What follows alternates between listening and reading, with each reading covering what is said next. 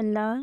تو نے جس طرح حضرت اسماعیل علیہ السلام کو قربانی کے وقت محفوظ رکھا، حضرت عیسیٰ علیہ السلام کو سولی سے محفوظ رکھا، حضرت ابراہیم علیہ السلام کو نمرود کی آگ سے محفوظ رکھا، حضرت موسیٰ علیہ السلام کو فرعون کے حملے سے محفوظ رکھا، حضرت یونس علیہ السلام کو مچھلی کے پیٹ میں محفوظ رکھا،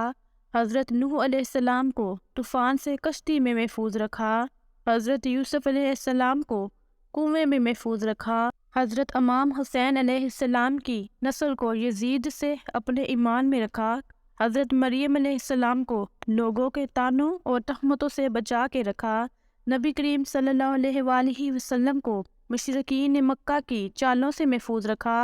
اصحاب کہف کو وقت کے ظالم حکمرانوں سے کئی سال تک محفوظ رکھا، غوث اعظم دستگیر رحمت اللہ کو شیطان کے مکر و فریب سے بچا کے رکھا، خانہ کعبہ کو اصحاب فیل سے بچا کے رکھا،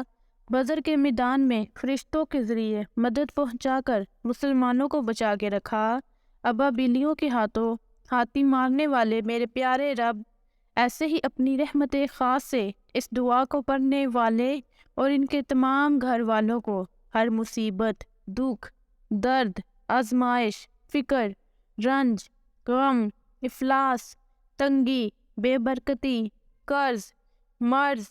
بھوک، بیماری، امراض، اولاد کے درد و غم سے، ہلاکت والی موت سے اور ہر پریشانی سے محفوظ رکھنا، اور عافیت، راحت، سکون، سکھ،